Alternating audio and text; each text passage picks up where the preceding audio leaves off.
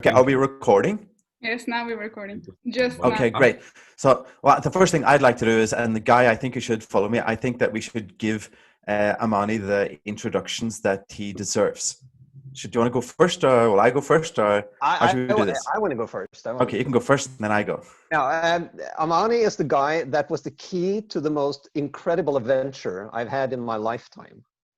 Because when we, at the end of the ITIL workshop that we had in Dar es Salaam, and he was part of this workshop, he was one of the students, and Brendan predominantly delivered the workshop. Amani asked us at the end of the day, so what are you guys doing? I mean, tomorrow and the next day before you go home.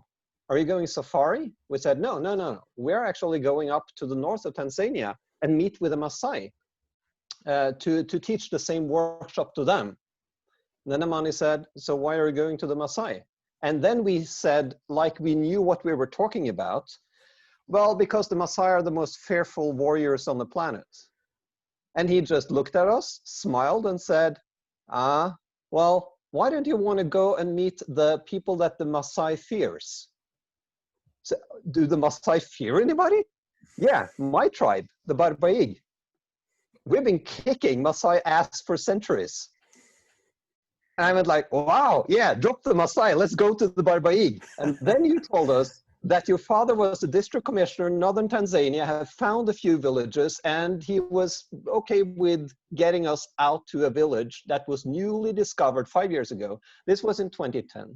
And there was no white people going into the village, and we were the first two. And we did like Paris-Dakar rally speed with a crazy chauffeur and Amani's dad and sister to this place called Endish, which is in nowhere land, out in the desert.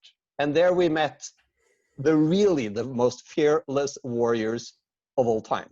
Guys who have actually, one of the chief of the Endish village had killed an elephant when he was 14 years old with only a spear. And I asked him, have you killed any other animals? And he said, yes, leopards. Now, how many? Well, I lost the count when I rounded 100. So what do you use to kill a leopard? Oh, I don't know. If I have a knife, I'll use a knife. If I don't have any weapon, I'll do it barehanded.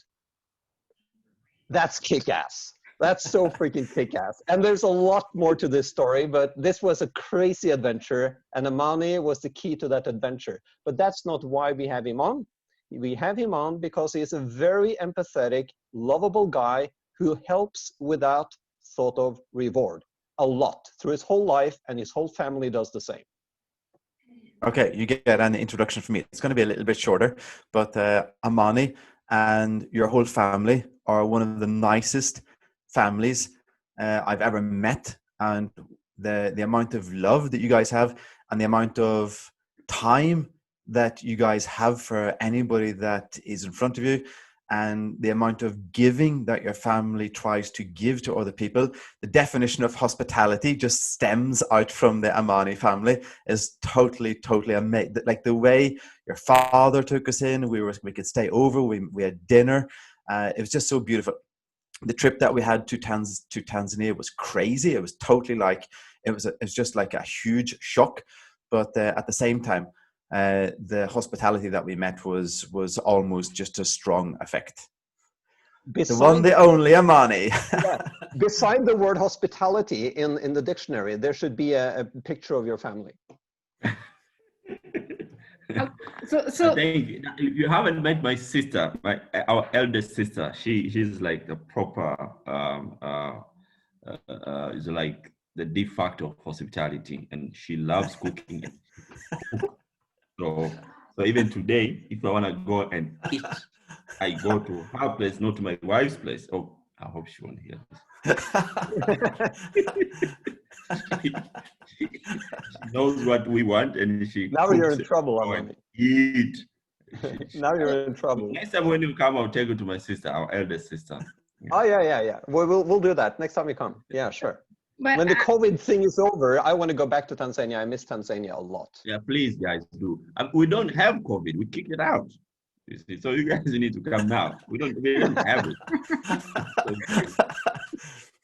So I'm kind of jealous because I'm sitting here with two amazing people who are like bragged about you for a long time. So I don't know you at all, and they have connected me with you. But I'm really interested about hearing your story.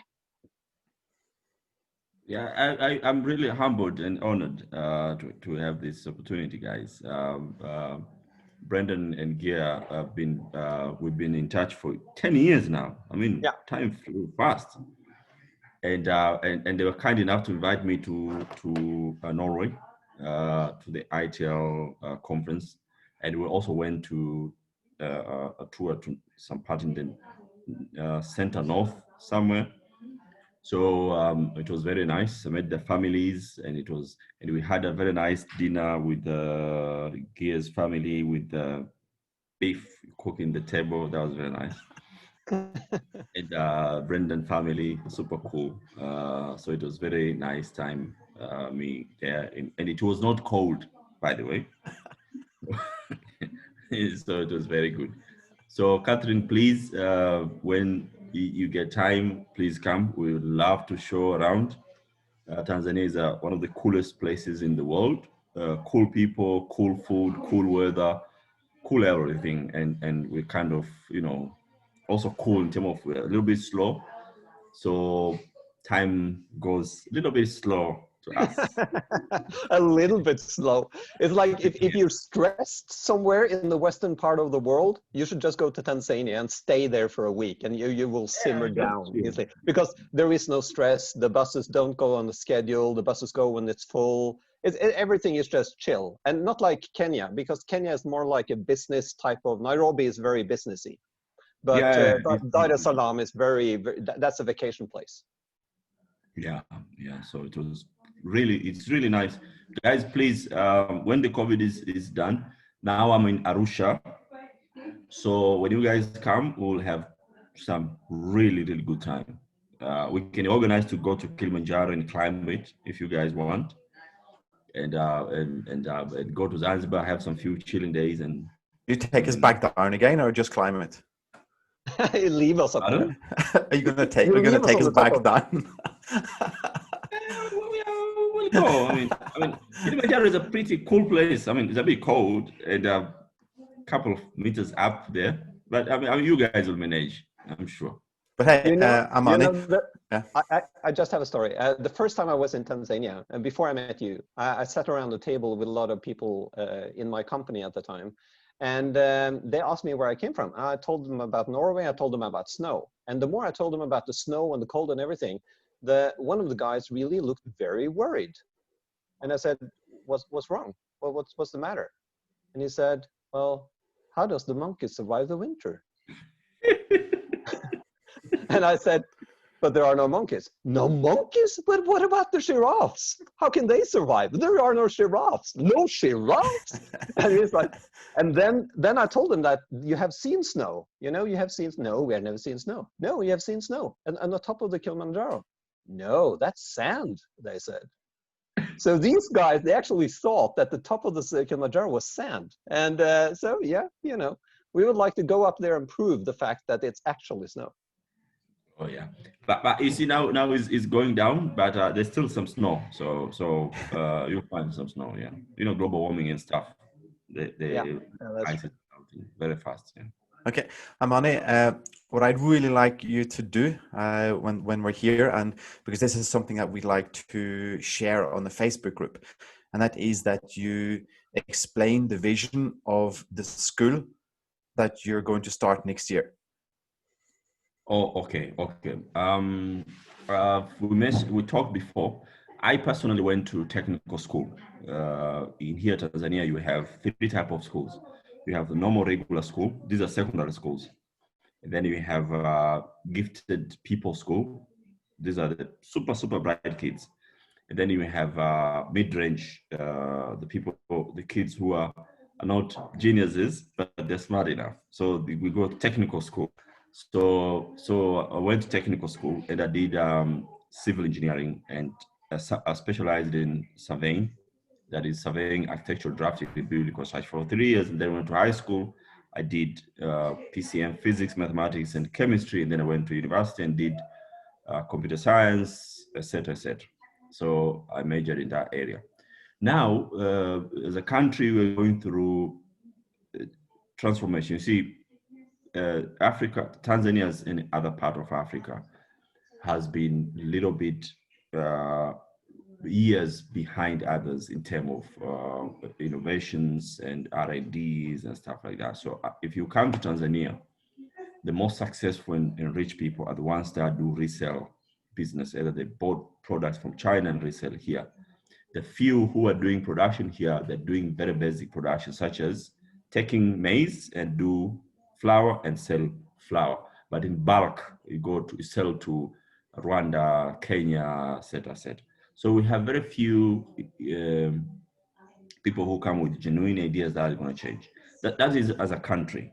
Now, now this is Catherine, as they've been trying to tell you, I come from a very disadvantaged community called Barbai, and we, the people who have got to the level I've got probably will be 1 out of a million, yeah, or 500,000 around there. So personally, I'm one of those people who you can classify as an outlier. And that is because also my dad was considered as an outlier at his time, and he pushed us higher than where he reached.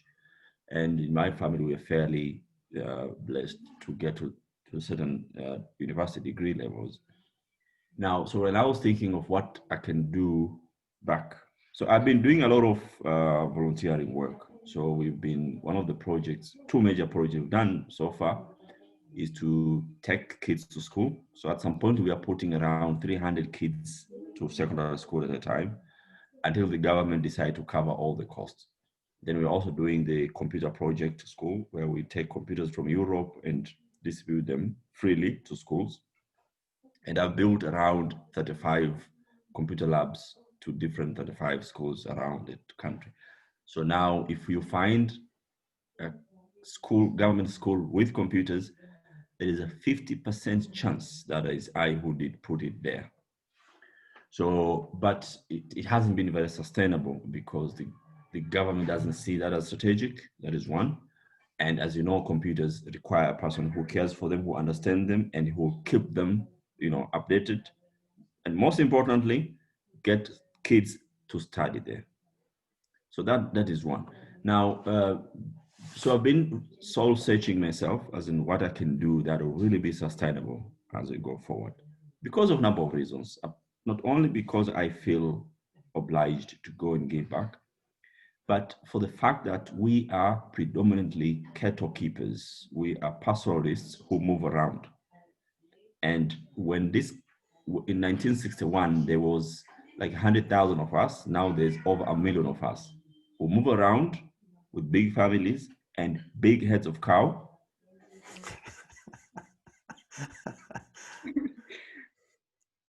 And now we're frozen. Very difficult to put kids to school, families move around. Now, what is happening to the country is that we're running out of land. So it's no longer sustainable to keep the big families with big heads of cows moving around. So the intervention that will be done is to find ways to take the kids from the parents and put them to school.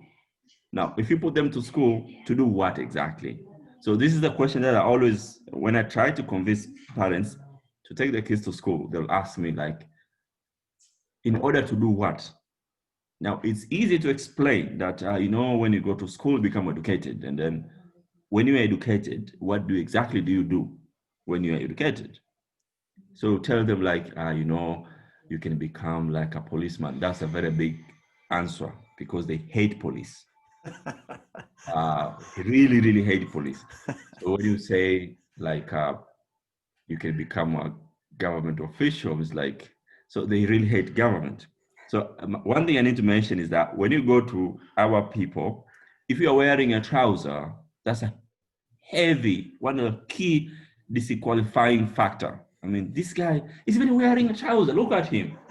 You see, so you're not supposed to be wearing trousers, because if you're wearing trousers, which means you've been to town and you've been poisoned. I mean, like, this guy's wearing trousers. Look at him. He's completely lost. Brandon, So- they poisoned energy.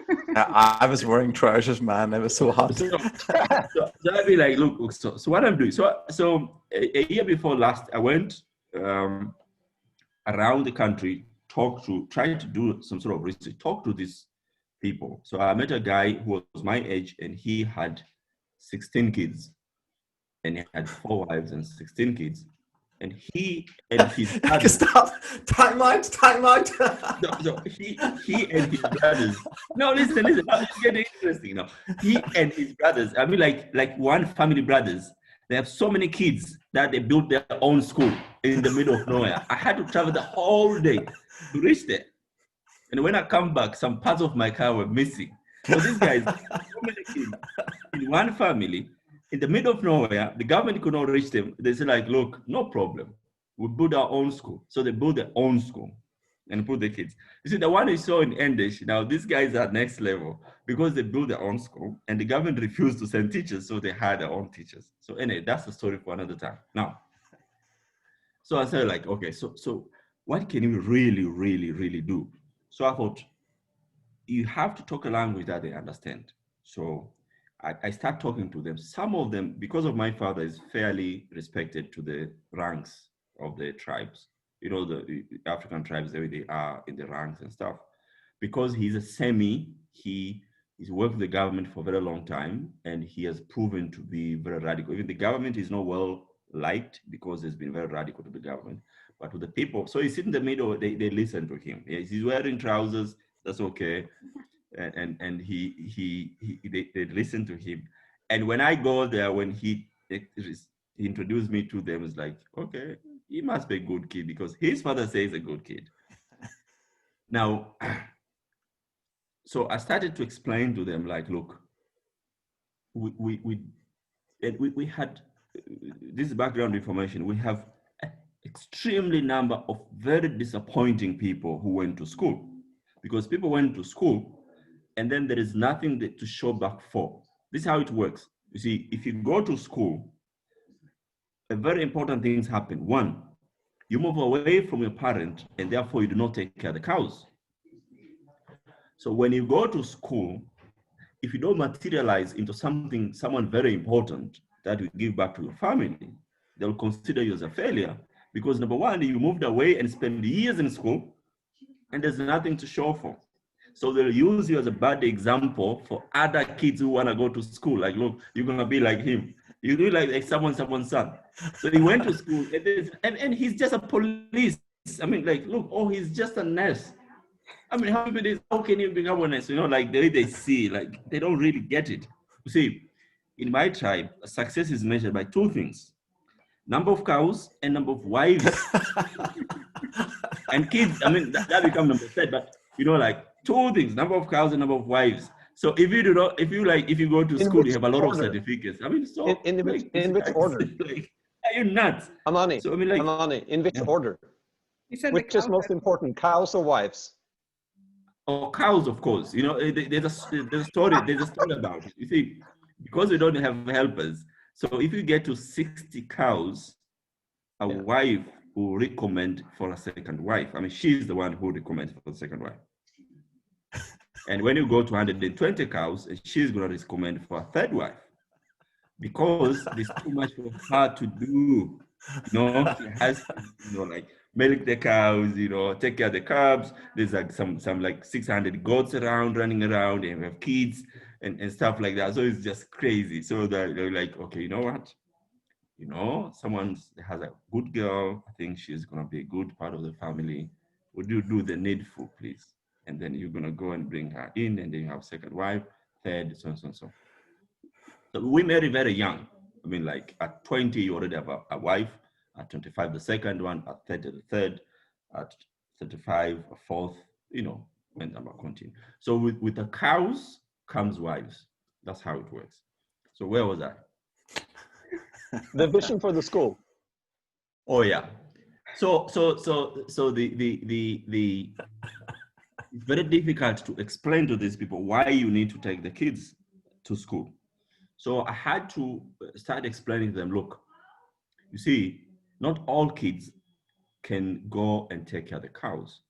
Some of the kids can turn the cows into family economy. I personally believe that for the country to succeed, you need to bump up household economy. So if you bump up household economy, is when you have a advanced community collectively, and then that's where the country collectively will go up. So no matter how much you do as a country, if household and individual, the economy does not go up, you're wasting your time. So I explained to them, like, look, if some of the kids will take care of the cows, but some will go to school and acquire skills, for example, to process milk or to process skin into shoes, belt, bags, etc., or to sell manure, or to process bones or meat, etc., etc. So it's the same cow chain kind of ecosystem, but done in the modern term. So they're like, okay, so tell us more about this. I was like, okay, so how it works is that, technically, a cow skin worth more than the actual cow. If you take the skin out and process it, it's worth a lot. In here, you get a cow for like $200, a proper cow, $300. But the skin itself worth like probably $1,000 if you process it properly. Yeah. So try to really take them slow into the life, the ecosystem around cow, and then they could understand. So I started to process myself. Okay, so what exactly can we do? So realize, like, you see, I also teach innovation at the university. So when you talk about innovation, there's two major types of innovation you can do. There's product innovation, where you develop new iPhone, etc., or process innovation. You do the same stuff, but you do it in an innovative way. So you see, the people in the tribe can innovate the same life, but you can innovate and create multiple channel of lives in the way you have a group of kids doing cows, a group of kids processing milk, a group of kids processing skin, or some not even how to flip the cows. The normal flipping, like house flipping. You buy a house, you improve it, then you sell it. So like cows, you can buy the, little bit not so flipping? good cows, Flipping.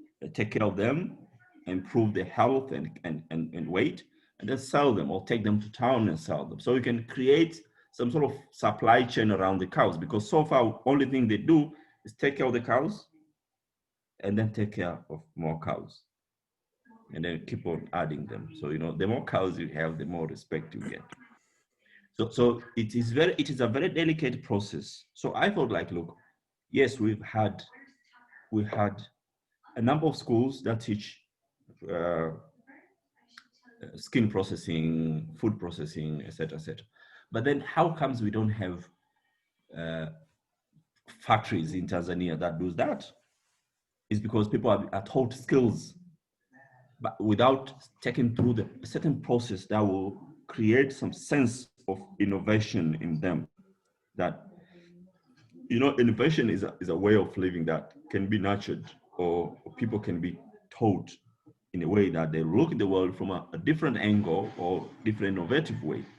So I thought, if we create a school that teaches kids how to innovate in parallel with the normal algebra and chemistry and biology and stuff, but starting at a young age, try to motivate these kids to introduce them to a different way of innovation, how innovation works, give them case study, explore, introduce them to friends, and bring people who instigate them into thinking differently, think out of the box, put creativity around them, teach them different cool stuff. That is going to put that spirit of innovation in them. And when they know where the family they're coming from, so when you teach them about innovation, what is going in their mind is like, we have cows. If I go home, this is what I'm going to do. So you start building this in school. So these kids are not going to go around in town and get lost there. They will actually notice that they are very rich, although they are living poor life, but they are really, really rich because they have plenty of cows. Only that they didn't know what to do with them.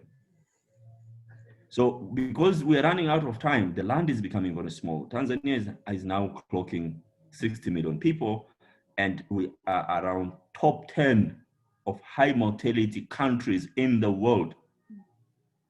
So we're going to reach 150 million in 50 years. There won't be place for my community to put cows anymore. If we keep on multiplying amount of cows, it's not going to work. It's no longer a problem. With global warming and running out of cold water, we are running out of places to take our cows, and the government is increasing reserve area around national parks. So the land is becoming small, population is growing, the general population, and our population is growing, number of cows is growing, we are running out of space. So And if we can create... you got to stop having 16 kids. That's number one.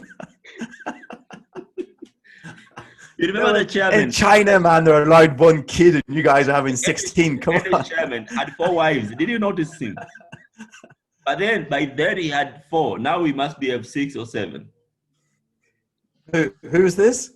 The guy. The chairman, the village chairman in Endish. Yeah.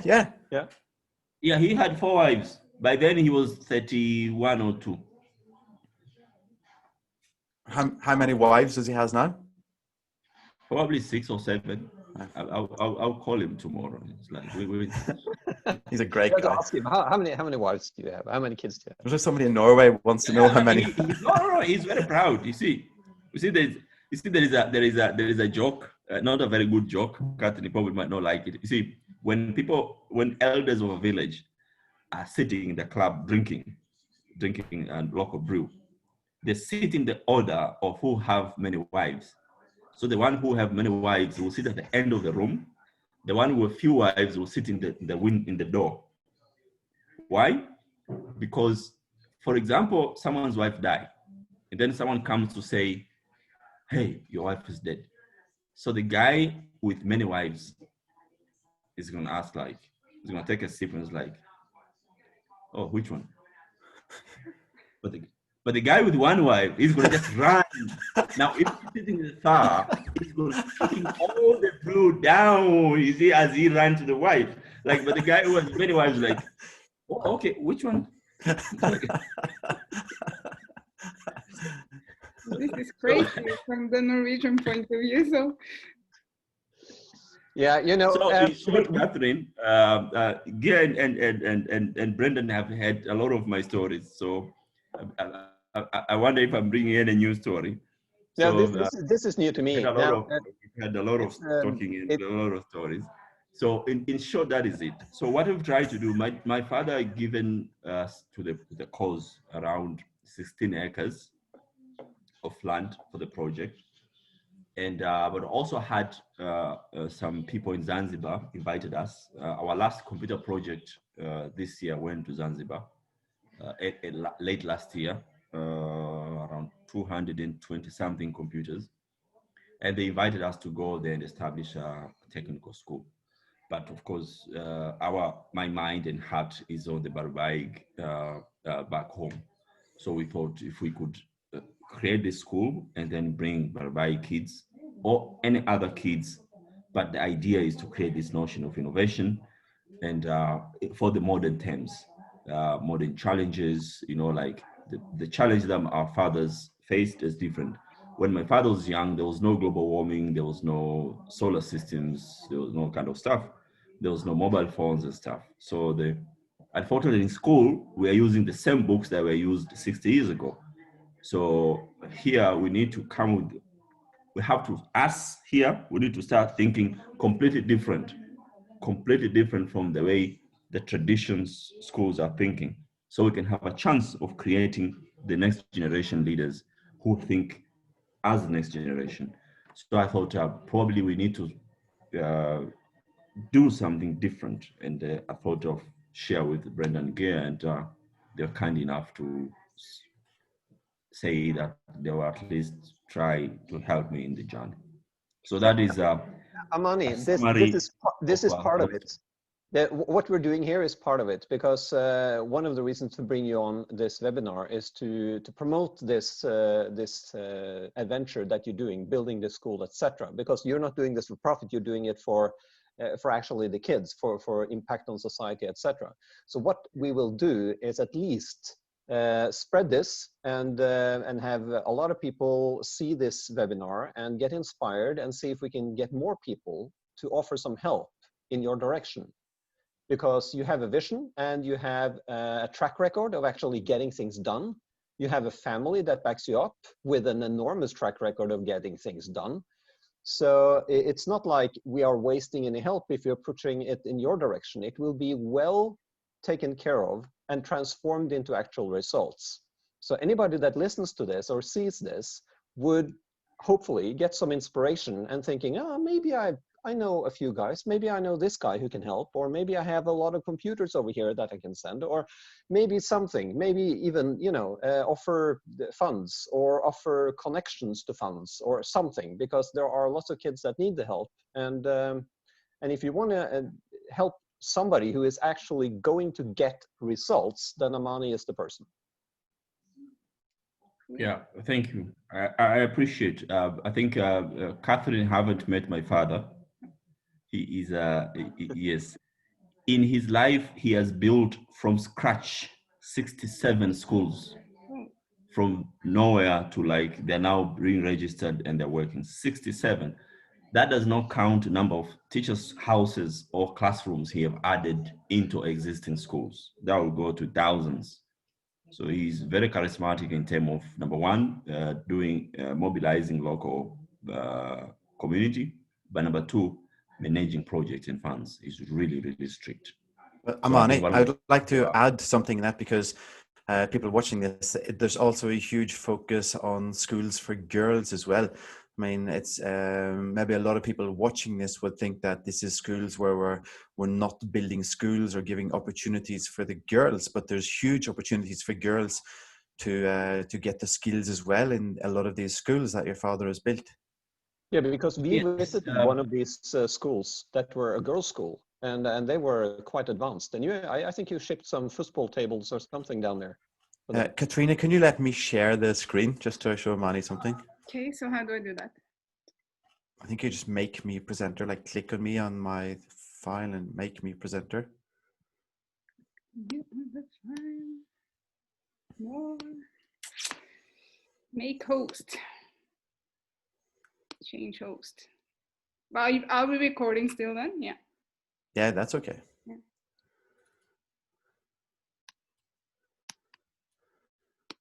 Yeah. Oh, yeah. That's a nice one. Yeah.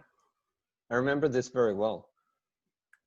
So this was in the park, one of the safari parks, where we went off track and I needed to take a pee, and I was like asking the boss, where can I take a little pee? And he said, yeah, just go behind that bush over there. I said, but what if the lions come? And he told me, don't worry, the lions are much more afraid of you than you're afraid of the lions. I don't think so. And we have this girls' school that we visited. This one, yeah. Oh, yeah, the Jangwani. Yes, yeah. This is one of our very first schools that we went. This is our first batch. And this is the computer room that we visited in that school. Go on, then. Yeah. This is a girls' school. It's actually one of the best in the country. A lot of good people went. Oh, that's the father. That's your father. Yeah. Oh, yeah. That's my father. What a guy. He's an amazing. Yeah, and there he showed us the root of the word barbaig, which means hitting the sticks, which is what they do when they dance. And these are the guys in Endish, and the one who's not black is Brendan. Spot the white guy. or spot the non-warrior. Be more warrior. Spot the sissy among the people. I almost didn't recognize you, Brendan, because you had hair. Oh. Oh yeah, yeah. And this is the seminar that we held, and we talked about computers. They never ever heard or seen a computer, and we had this seminar about ITIL, which is a way to organize computer service delivery. So this was crazy. And I mean, it was such a crazy situation, and it was such a different, crazy situation for me and Guide. But at the same time, every single person in that building here wanted me and Guide to have a good time. yeah, and the guy who is sitting there to the left, that Yeah. guy, yeah, he is the toughest warrior in that village. He is like the kick-ass of the kick-ass people. He's probably the toughest guy I've ever met or ever going to meet. Because if you talk about Conor McGregor or anybody like that, UFC fighters, this guy would run circles around that guy. Because this guy actually You mean the does lady who kill. killed the 2 lions? Yeah, he has actually killed a lion or more. There was a lady in this village who had 2 lions killed. Oh wow. Yeah, because Conor McGregor never killed anything except a fly, maybe. So this is like hardcore warriors. But I thought I'd just show some photographs to show. I mean, the schools that your father, some of the schools that he's actually built, there actually was like nothing. There was really nothing. It's like whenever Norwegians possibly hear like they built a school, it's like we think that there's land and there's bricks and there's concrete and everything's in place. And you had to convince these people to sell cows to get the material to build what you call a school. What obviously like we wouldn't call a school here in Norway, but I mean the atmosphere. Everybody knew this is a place of learning where everybody had to come to. Oh yeah, yes. Yeah, about the girls, you mentioned a very good point. You see, in my tribe, girls are not counted as a member of the family purely because they will be married to another family. So they are not considered in terms of owning anything, cows or land or anything, because they'll be married and take someone else's surname and so on. So what it means is that the fathers will not spend time or money to educate these girls, because in his mind, they are going to be living. And which means you are having the future generation by not developing half of the future generation by putting girls back. So what we are doing, some of the projects that we once did is to lobby through women that they understand, because even women also accept that. So, but if you lobby through women that no, that is not true, girls equals men, and you can actually give examples. You see, actually, literally speaking, statistically speaking, when parents go old, girls are the ones who normally remember to take care of their parents than boys. I don't know in Europe, but here in Africa, that is statistically very, very true. That the women, when they are in their mid-40s and 50s, they take care of their parents more than boys in the same age. Why? Because a boy would have a wife who is normally in charge. And therefore, it's difficult for... So girls are normally very good in taking care of their parents than boys, especially in this part of the world. So when we talk and convince women, they accept, and some of the fathers accept. So part of the schools is that because of this problem of this misconception, if the parents allow girls to go to school, they only allow to primary school, not any further.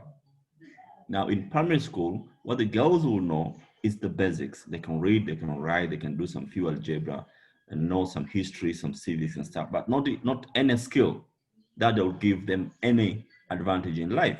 Yes, they can read a magazine, they can listen to news, they can do some little bit of analysis. But with this school, which is obviously a boarding school, you can have girls with boys competing, innovating, coming with new ideas, testing new ideas, listening together, that will boost their confidence and do two things. One, give them a proper chance, individual proper chance to do whatever they can achieve in life. But two, creating future role models. That is a big problem.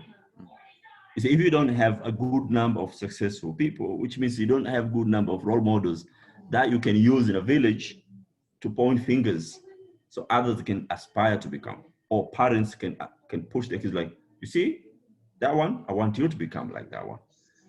So with this, it will be a perfect opportunity for us to create this place where we nurture, train girls and boys to acquire skills and knowledge and innovative mind that they can create. You know, it doesn't have to be a new mobile phone or whatever.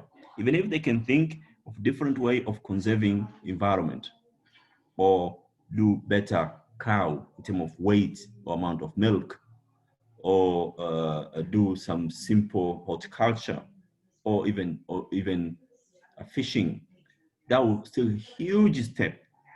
To me, anything that is going to take them from thinking having too many cows and too many wives and too many kids is success. Give them another definition of success. So I think this is a great opportunity that we can really do some major impact. And if we do this succeed, I think even government can take this model, because I think many African countries are running out of ideas on what to do. Because when you're thinking about what to do, Chinese is pumping in cheap products. So I feel like, yeah, why do I have to innovate anyway if they are here for free? Very cheap. So what is your next step, Amani? You said you had like 16 acres that has been given to you from your father. So what is your next step on creating? So what I've done, I've found an architect. We have have some few drawings I shared with Brendan and Gare the other time, and we visited with an engineer in the place, and we saw it.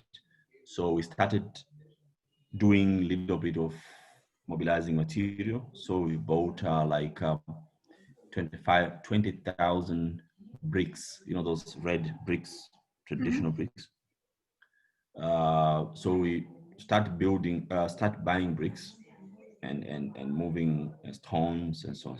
So our idea with my father is to start with whatever we have and keep going with whatever we get hand from friends, from ourselves. But for me now, my father is retired. It used to be me and him. Now he's retired, so it's all me. So I thought I would reach out to you guys to, you know, join hands in any way possible.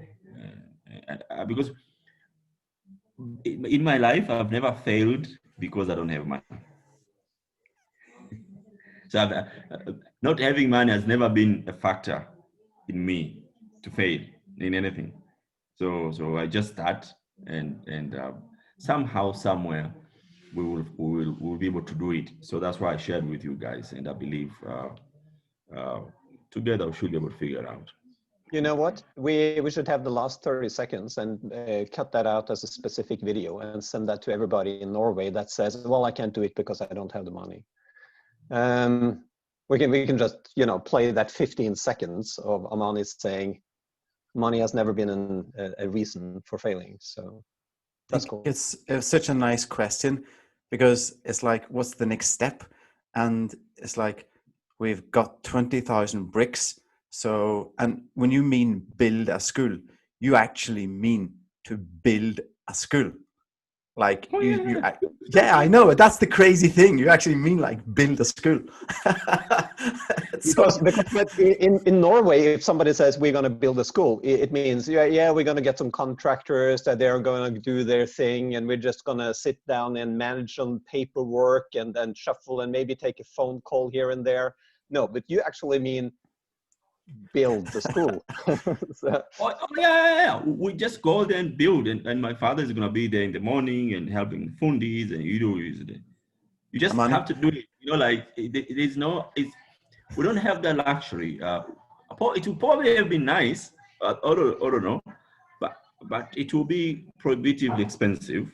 But you know, for you to have a contractor, you need to have the material and money and finance and so on, which you don't have.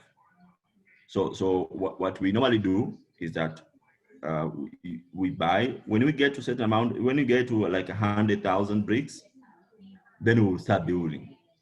That should be enough to give us like 4 classrooms. And then we require to have 20 classrooms and some dormitories and some libraries, computer labs and innovative labs, etc. So when are you expecting to have these 100,000 bricks? Probably at the end of this year we will have them. Okay. End of this year.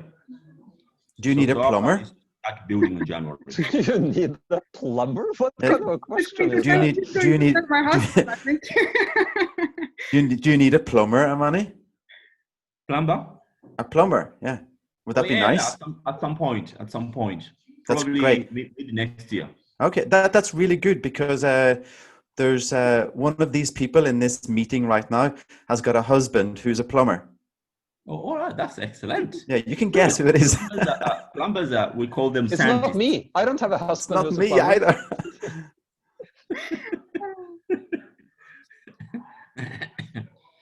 No, this is cool. This is very cool. I mean, I hope we can show this around. I have a couple of people I would like to show this webinar to. I mean, like, push it on them and see what happens. So that's good. I'm thinking like we can, great. So can you keep in touch and maybe like film something and send picture of the process also? Then we can follow it through. Yeah. That'll be all right. Next 2 weeks I will go. I'll visit the place with my father. What you should do, we can make this a little series. In the group, Help Without Södervård, you can just put the videos out there and say, oh, this is the place and this is where we're going to build a school, blah, blah, blah, blah. And then you do a short, 1-minute video walking around with the camera and the cell phone, etc. And the next time you go there, it's like, oh yeah, we built this little classroom now. This is like 20,000 bricks and so. And here we have cut down some trees and yeah, follow the process. That will be really cool because then people can see what's happening. So I like that. That's an excellent idea. Yeah, I'll definitely do that. Yeah. And it's so cheap to do that, and hopefully we'll get somebody who is hooked on this and say, oh, I can help. I know a couple of guys who would really love to see that and could be inspired to actually pitch in with something. Yeah, all right. That'll be excellent. That'll be brilliant. Perfect. This was really cool. Okay, Catherine. Yep. I think we're past the normal time. Of course, but this was really exciting. So we will keep in touch, Amani. Thanks for joining. Thanks, Amani. You're a superstar, man. Thanks. Yeah, we talk a lot about you. Oh. You're known in certain business circles in Norway. That's for sure. Oh, really? Really. All right. Thank you very much. I will really appreciate for this, guys. Hope we get to do this. Actually get some bricks up, one brick after the other, until we have the school. And please pass my regards to all your families. Gia, your wife asked me to bring my son sometimes in Norway. I will. He's finishing his high school, his O levels next month, and then he's going to be free. So I'll see if I can probably put him in plane and send him to Norway. Oh, you still have COVID. That's a problem. Yeah, we still have COVID. So guys, thank you very much. I really appreciate this. Thanks, Amani. Thank you, Amani. This was great. All right. Thanks a lot. Thank you. Okay. Bye-bye. Bye.